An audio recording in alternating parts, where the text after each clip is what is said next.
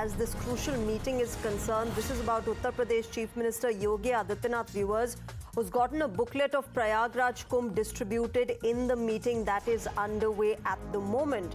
Pragya, what more details do we have on this? The fact that Uttar Pradesh Chief Minister has gotten this booklet of Kumbh distributed in this particular NDA meeting reflects the kind of messaging that the Chief Minister of Uttar Pradesh wants to send across.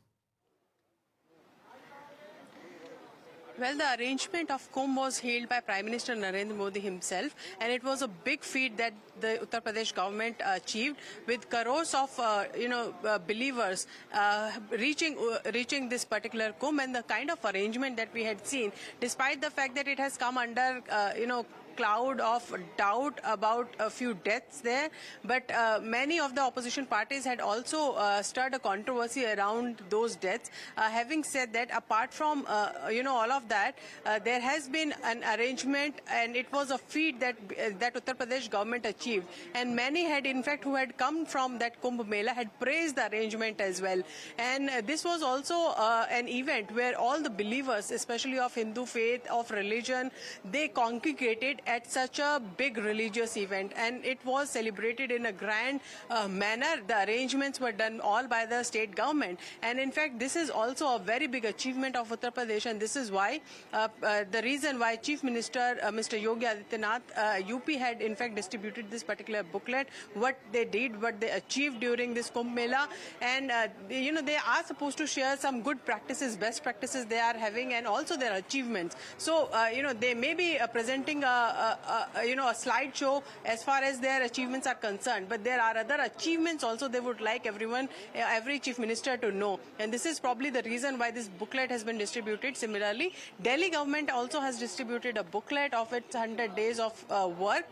They are also showing that we are up and above. This is all about good governance, and we are on it, and this is exactly the reason why they have made a booklet of the works that had been done in Delhi, and that has been presented in this particular meeting. Every chief minister member is vying and is competing to show that their state is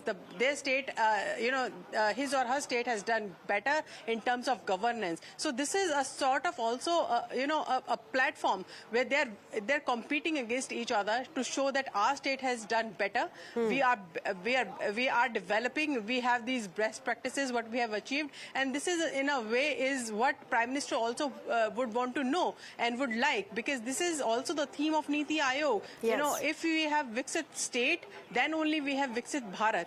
And this is a very, I would say a good culture right now, that everyone is thinking about development, what they are achieving, and they want to also showcase this in front of other chief ministers. This is I think I would say this as a peer pressure that is coming on other chief ministers when they present the best practices of their states, and also what they had done in their own states. Well, that's constructive and healthy competition, like you rightly said, Pragya, and that perhaps is encouraged within the NDA as well.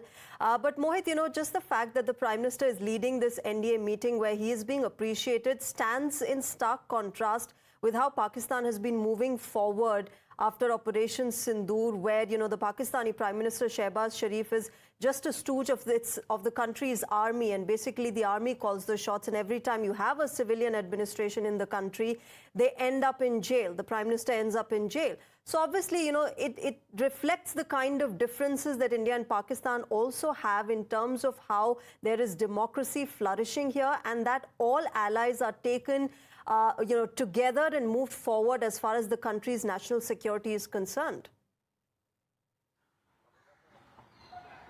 Well, yes, in fact, and you see, Shweta, Pakistan needs to be exposed as the world state, because India has been saying this, that not just India, but the other countries are also victim of the terrorism sponsored by Pakistan. Whenever a terrorism incident happens all across the world, there are certain links that go down to Pakistan, and hence Pakistan needs to be exposed, and the world also knows it. Now, on one hand, we have sent diplomatic missions to various countries where our leaders from across party line, and that is the message, that when it comes to the country, when it comes to internal security, and when it comes to the safety of the country, it's always nation first. Now, Pakistan will be exposed. We can have politics, and politicians are meant to do politics. Opposition is meant to ask questions from the government. But when it comes to nation, our diplomatic missions, comprising of the different political party leaders, they will go out and expose Pakistan. And this is what we are seeing.